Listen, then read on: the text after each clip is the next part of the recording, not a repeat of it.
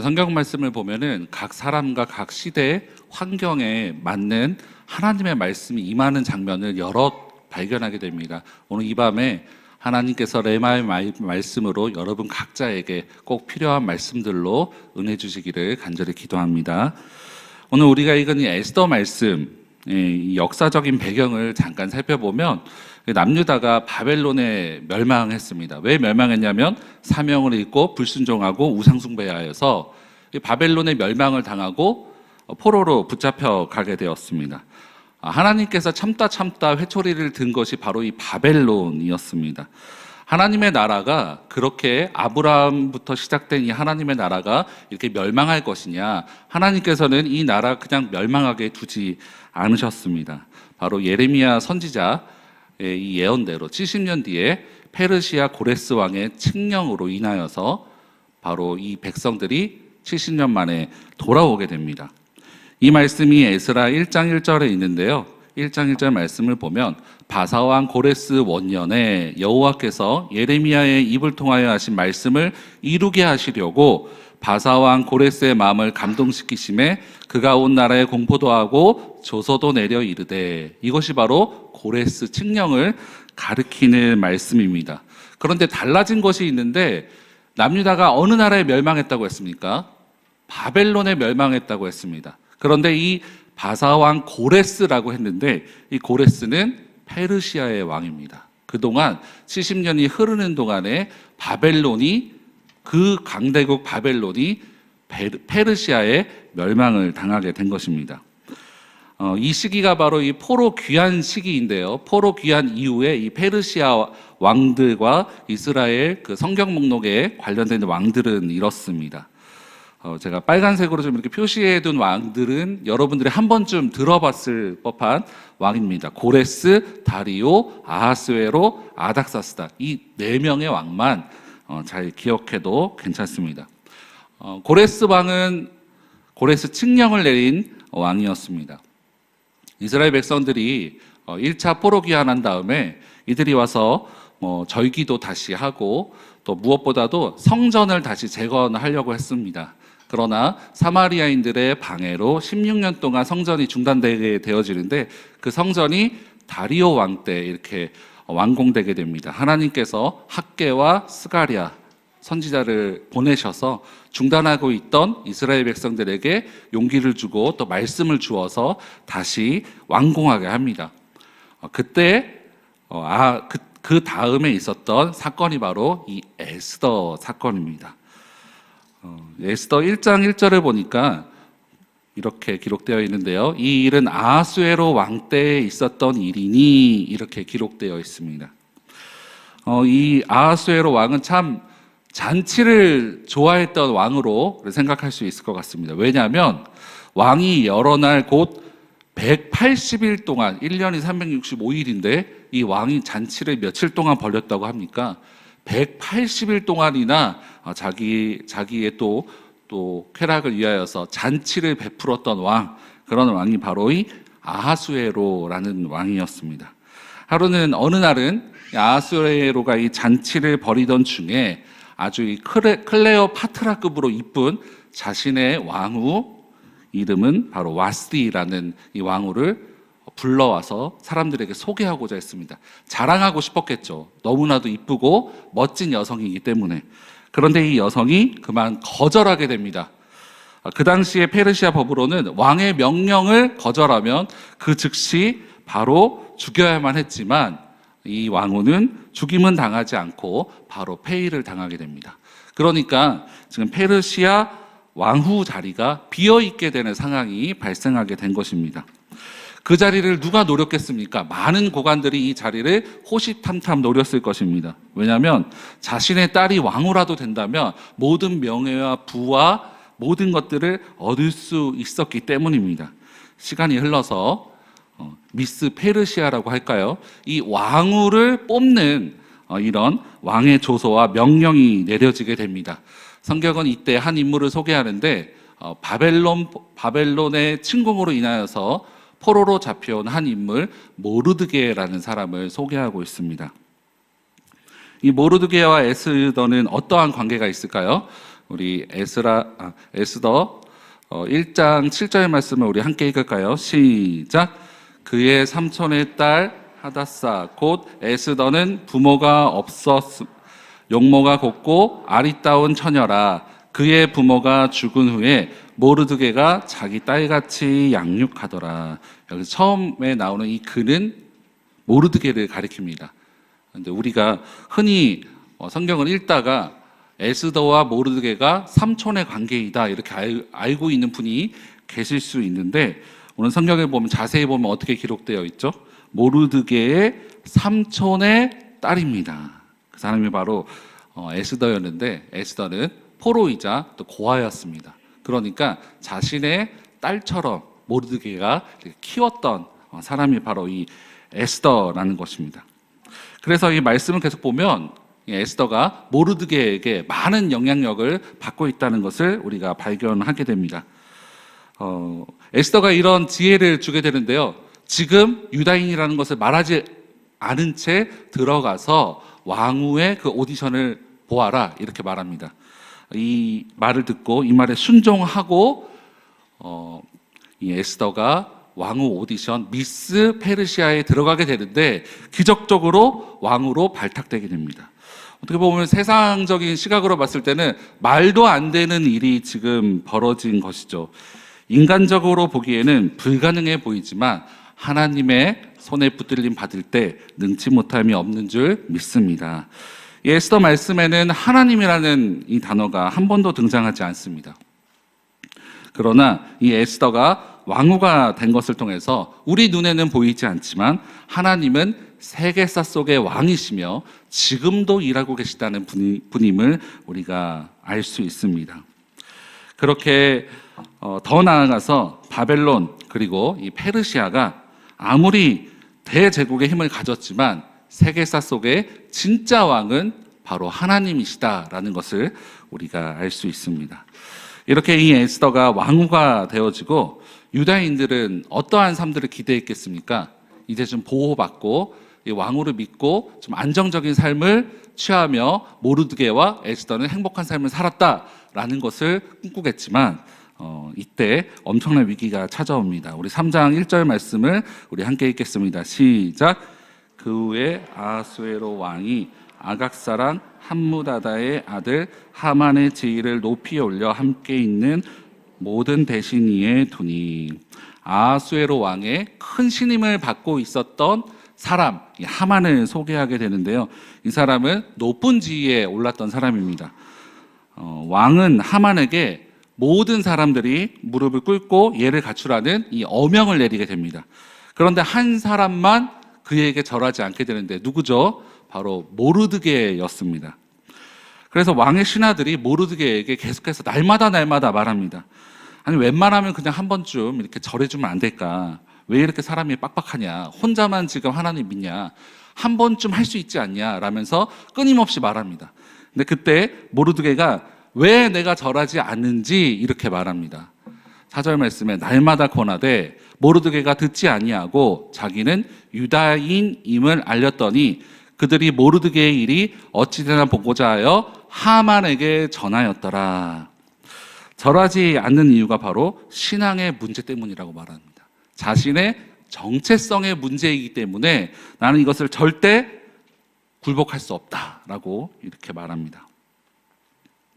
그래서 이 말을 들은 신하들이 하만에게 이것을 알리게 되어지고, 원래는 이 하만은 모르드게 한 사람만 죽이고자 하였는데 그것이 부족하다고 여겨서 유대인 모두를 다 멸절시키는 계략을 가지게 됩니다. 그리고 왕의 마음을 훔쳐서 왕이 도장이 찍힌 이 조서를 온 나라에 뿌리게 되어집니다. 여러분, 에스더 3장 1절 말씀에 이 하만이 어디 출신의 사람이라고 말했습니까? 바로 이 아각 사람이라고 했습니다. 여러분이 아각 사람의 위로 조상을 계속 올라가다 보면 어느 족속이 나오냐면 바로 아말렉 족속이 나옵니다. 출애굽기 말씀을 보면 이 아말렉 족속과 이스라엘 백성들의 관계가 나오는데요. 출애굽기 17장 8절 9절 말씀입니다. 제가 8절, 여러분이 9절 읽도록 하겠습니다. 그때 아말렉이 와서 이스라엘과 르비딤에서 싸우니라. 모세가 여호수아에게 이르되 우리를 위하여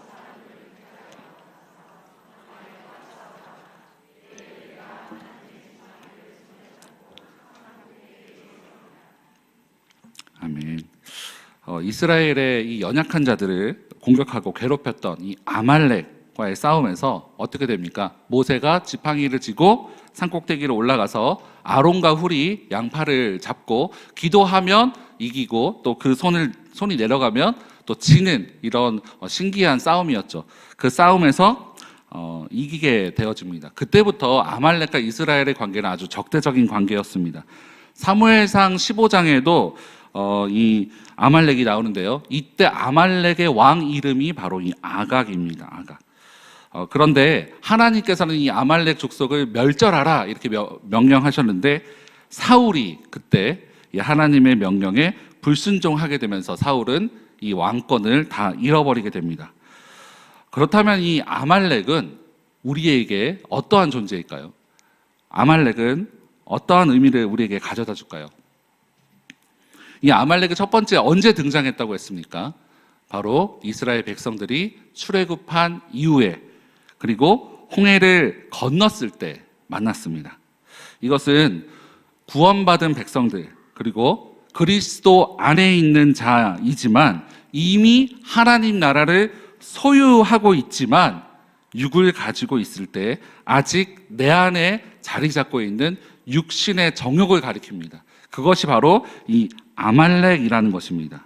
우리는 이러한 환경에 처해 있다는 것을 잊어서는 안 됩니다. 이것을 우리는 영적 전쟁이라고 말합니다. 우리가 아무리 구원받고 주 안에 있다고 하지만 우리가 아직 육신을 잊고 있을 때는 끊임없이 이런 영적인 전쟁 속에 있다는 사실을 여러분 기억하셔야 됩니다. 하만 같은 사람, 아말렉 같은 유혹과 핍박이 언제든지 달려들고 날아올 수 있는 환경이 바로 우리가 살고 있는 이 세상이고 우리가 처해 있는 영적 전쟁인 상황인 것입니다. 우리가 하만 같은 사람을 만났을 때 우리는 비로소 깨닫게 됩니다. 우리는 하만 같은 사람을 만나기 전에는 세상도 좋고 나도 좋고 세상에 있으니 너무 행복하고 이런 마음을 갖지만 우리가 하만 같은 사람을 만났을 때 딱 그때 깨닫게 됩니다. 세상은 안식처가 아니고 세상은 나의 편이 아니고 세상은 우리의 고향이 아니라는 사실을 우리는 그때 깨닫게 됩니다. 그럼 그때 우리는 무엇을 해야 됩니까? 바로 영적 전쟁을 준비해야 되는 줄 믿습니다. 오늘 이 밤이 그런 영적 전쟁에 필요한 무기들을 준비하는 은혜의 밤 되시기를 주님의 이름으로 축원합니다. 이 영적 전쟁이라고 너무 겁내지 마시기 바랍니다. 아까 우리가 읽었던 출애굽기 17장 8절과 9절 이후에 이런 말씀이 나옵니다. 출애굽기 17장 16절 말씀인데요. 우리 함께 읽을까요? 시작. 이르되 여호와께서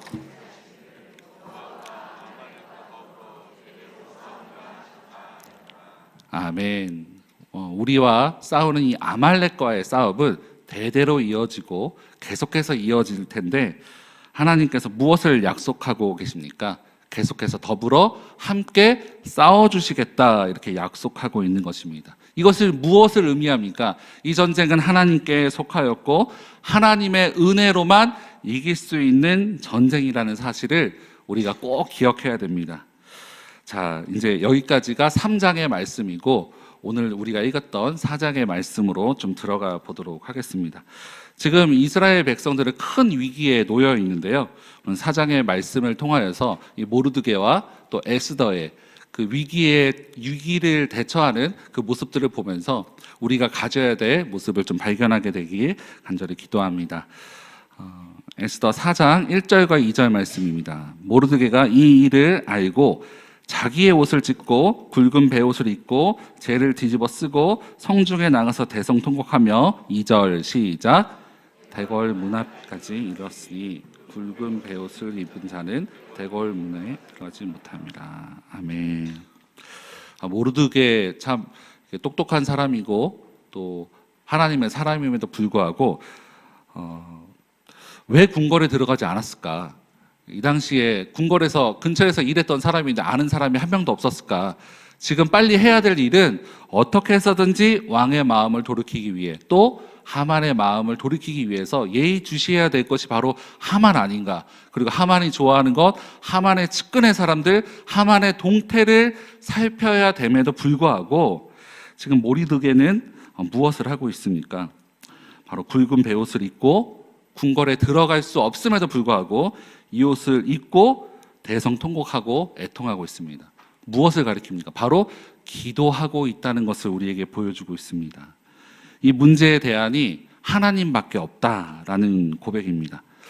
우리가 과거에는 나무를 뽑고 또 금식도 하고 부르짖고 눈물로 기도했던 기억들이 여러분 다 있을 것입니다. 그런데 어느샌가부터 우리가 살만해지고 또 우리가 또 괜찮아지자 우리의 기도의 모습들은 어떻게 됐습니까? 비굴해지지 않는 선에서, 또 격식을 차리는 선에서, 남들 눈을 의식하면서 하는 그런 기도의 모습이 되고 있지는 않습니까? 이전에는 금식들도 많이 했다고 합니다. 밥을 굶으라는 것이 아니라 금식한다는 것은 그만큼 간절하고 이것밖에 답이 없다는 고백이 바로 이 금식인 것입니다. 오늘 이런 이 모르드게의 기도가 회복되어지기를 간절히 기도합니다. 이 아말렉과 대대로 싸우시리라고 하신 약속의 하나님의 손을 만나게 될 줄 믿습니다. 이제 이 장면은 이 왕궁에 있는 에스더의 상황으로 이동하는데요. 이 모르드게의 모습을 듣고 걱정하게 되어서 이 의복을 보내면서 굵은 베옷을 벗으라고 합니다. 우리 4절 말씀 같이 읽겠습니다. 시작. 에스더의 시녀와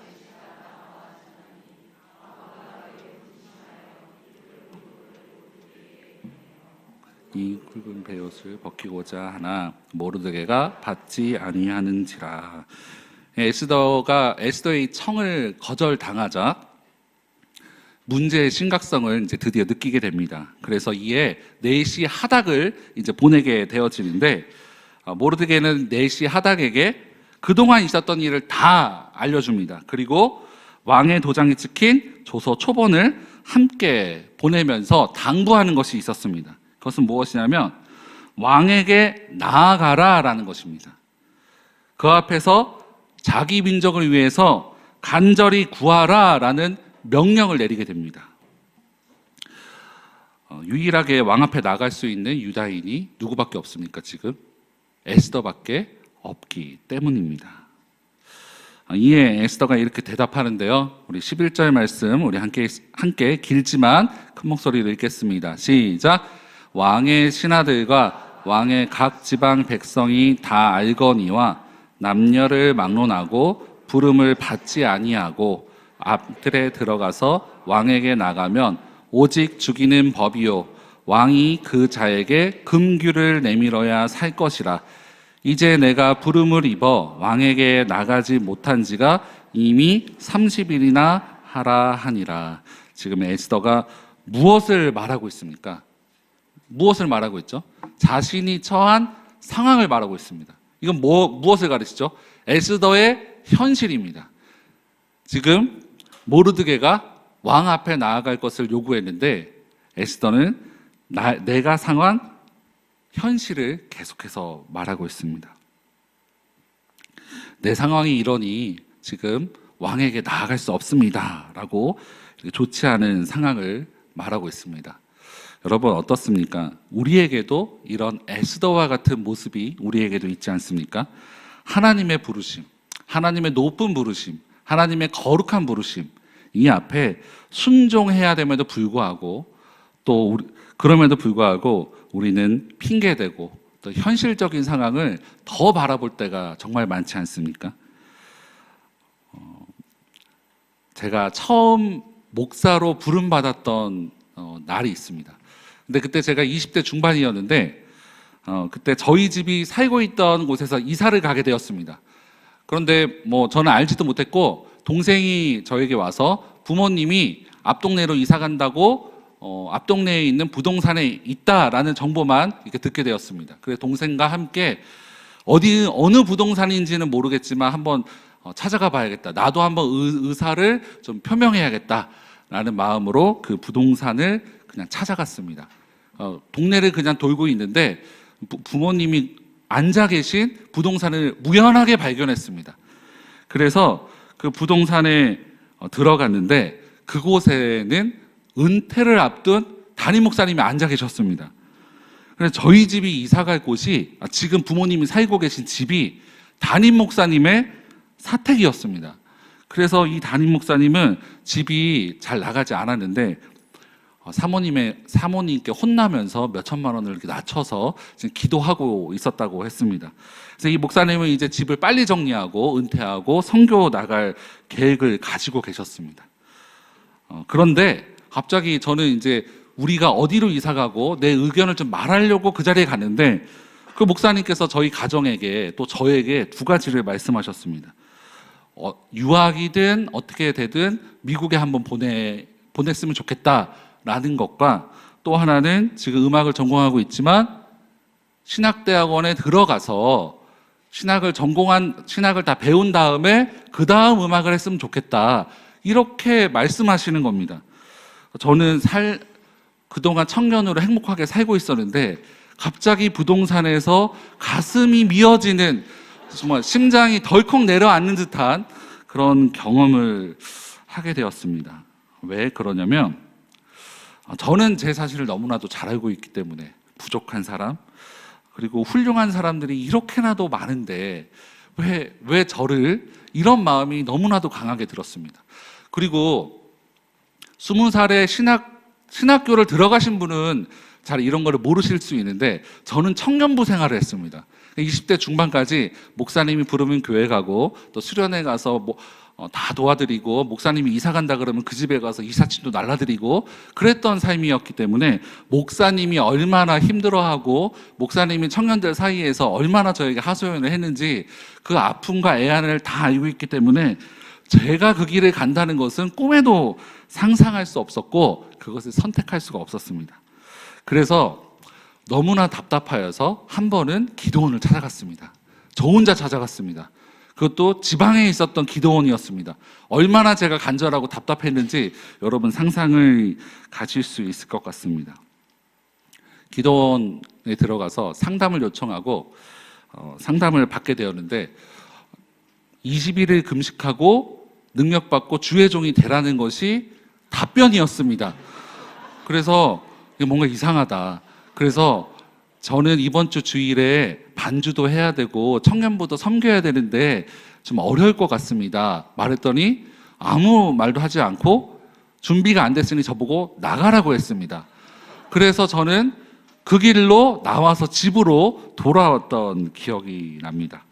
이 모든 것들이, 저의 모든 상황들이 현실이었지만 그 다음에 저는 빚을 내어서 미국에 가게 되었고 그곳에서 목사로의 부르심을 확인하고 좀 신학교에 들어갔던 이런 기억이 납니다.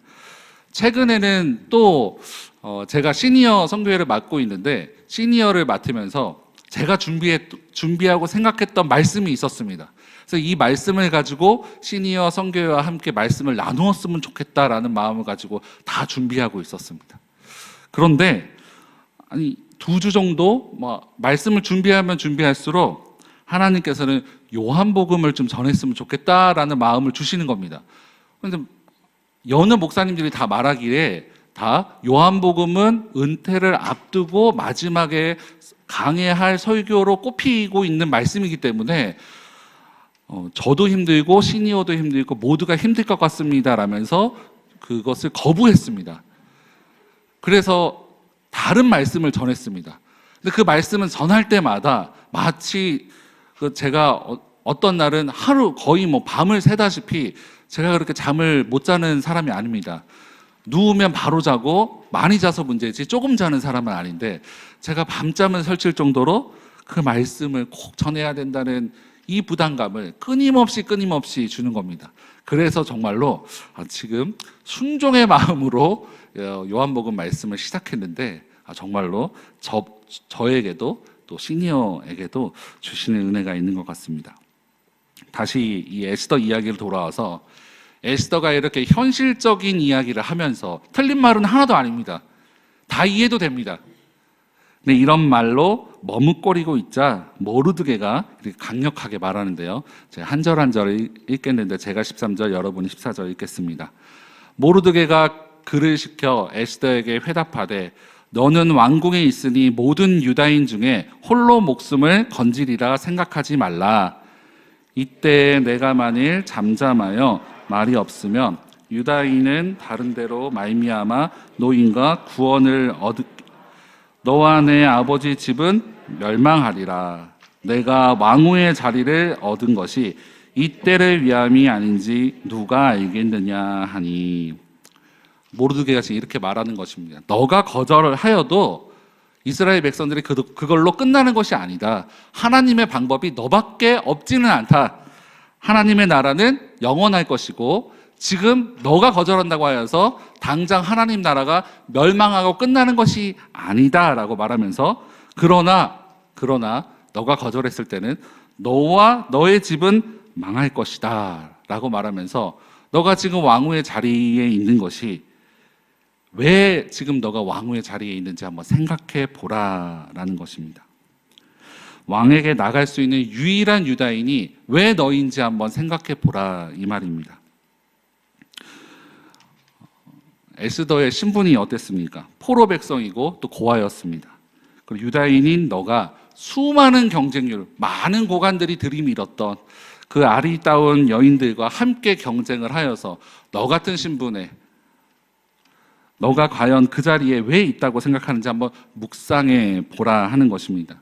너 혼자 잘 먹고 모든 유다인이 죽어나갈 때 너 혼자 살라고 너를 왕으로 세운 것이 아니다라는 것을 말하면서 하나님의 크고 놀라운 계획을 바라봤으면 좋겠다라고 강하게 말하고 도전하고 있는 것입니다.